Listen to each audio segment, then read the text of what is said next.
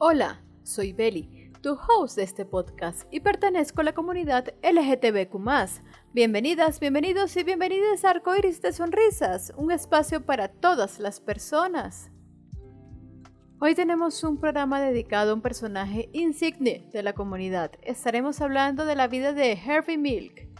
Pero te preguntarás, ¿quién fue este personaje? Fue un activista por los derechos LGTB que se convirtió en uno de los primeros políticos abiertamente gays electos en Estados Unidos. Tristemente, fue asesinado un año después de haber sido elegido como miembro de la Junta de Supervisores de San Francisco. Sin embargo, no podríamos hablar de historia de la comunidad sin mencionarlo. ¿Sabías que fue él quien pidió a Gilbert Baker crear una bandera que representara a la comunidad de la diversidad sexual? Milk nació en el 22 de mayo de 1930 en Woodmere, Nueva York. Creció en una familia judía de clase media y siempre fue muy buen estudiante. También jugaba fútbol y cantaba ópera en su escuela secundaria. Aunque desde su adolescencia fue plenamente consciente de su orientación sexual, Harvey la disimuló durante mucho tiempo, algo comprensible en una época en que identificarse, o más bien ser identificado como homosexual, podía costar el trabajo o incluso llevar a prisión a la persona. Después de graduarse, en 1951, Harvey hizo lo que la mayoría de los jóvenes hacía en ese entonces, unirse al ejército.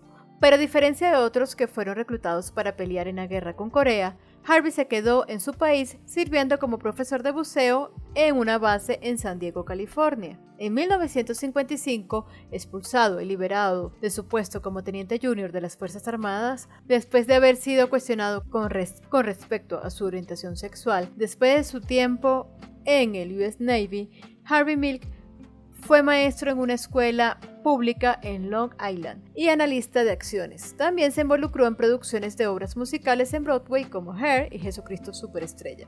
No fue sino hasta finales de los 60 cuando Harvey empezó a involucrarse en el mundo de la política. Asimismo, también se empezó a dedicar al activismo cuando se pronunció en contra de la guerra de Vietnam. En el 72 se mudó a San Francisco y abrió una tienda de cámaras en Castro. No pasó mucho tiempo para que Milk se convirtiera en alguien muy conocido en Castro, y es que Harvey era un hombre con un gran sentido de humor, el cual hizo que se convirtiera en una figura muy popular. Pero no solo eso, sino que siempre demostró su compromiso con la comunidad gay, pues se trataba de su comunidad. Y él, junto con otros miembros del mismo barrio, fundaron el Castro Village Association, la primera asociación para dueños de negocios LGTB en todo Estados Unidos. De igual manera, también organizó el Castro Street Fair en el 74 para atraer a más personas de los negocios. Y los esfuerzos por mejorar el barrio de Castro fueron sumamente exitosos y por eso se convirtió en una figura y un representante muy querido por la comunidad en San Francisco.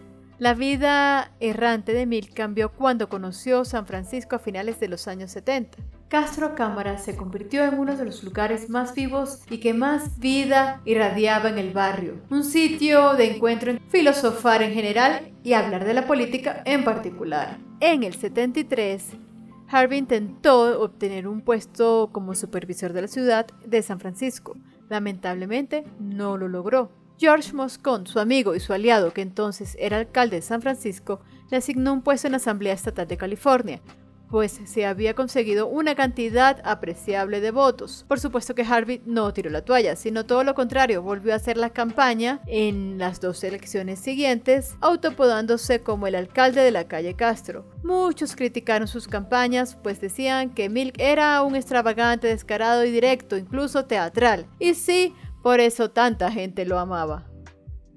Y no fue hasta el 77 cuando por fin se convirtió en supervisor después de que San Francisco reorganizara su procedimiento electoral para elegir representantes por barrios en vez de realizar una única votación.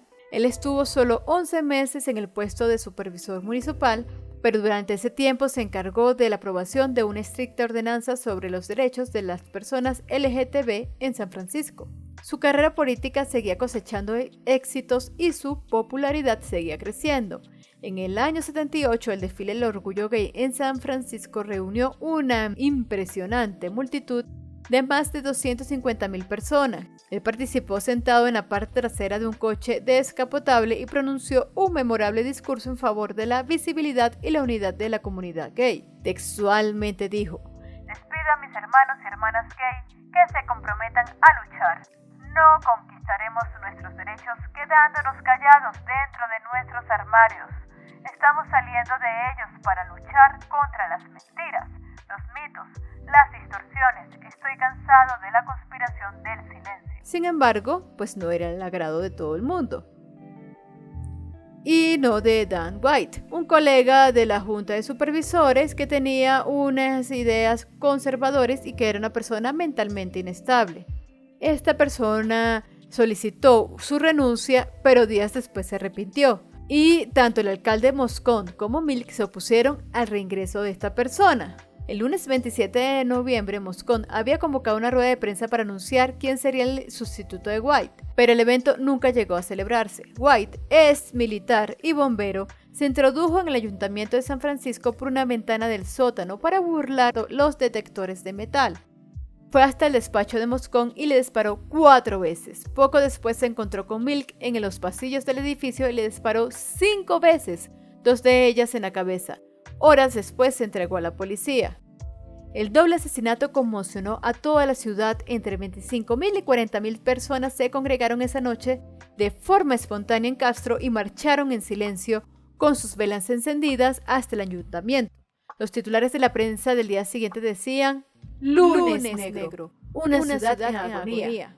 Meses después, tras un polémico juicio, White fue declarado inocente del asesinato y culpable de homicidio involuntario, lo que supuso una pena relativamente leve de algo más de 7 años de prisión. Esta vez, la marcha desde el centro del ayuntamiento no fue nada pacífica y los disturbios de la noche de White causaron casi 200 heridos. Esta persona se suicidó en 1985. En el 2009, el gobernador de California, Arnold Schwarzenegger, declaró el 22 de mayo el día de Harvey Milk. Antes de morir, Harvey Milk, consciente de que las constantes amenazas que recibía contra su vida podrían llegar a materializarse algún día, dejó grabado un discurso póstumo en el que decía: "Si una bala entra en mi cerebro, ojalá que sirva para destruir las puertas de todos los armarios". En realidad, la vida de este personaje sirvió de ejemplo a muchas personas LGBTIQ+, para salir de cualquier armario, asumir su identidad sexual y luchar por sus derechos. Se realizó una película en el 2008 con Sean Penn como Milk, que ganó el Oscar por su representación. ¿Y tú, qué otras cosas sabes de Harvey Milk? Házmelo saber en el Instagram de Arcoiris Sonrisas Podcast. Entra en el link de la descripción donde puedes invitarme un rico café. Si te has quedado hasta aquí, muchas gracias de todo corazón, y si te gustó este episodio, compártelo con tus amigos y por favor, no olvides que te quiero.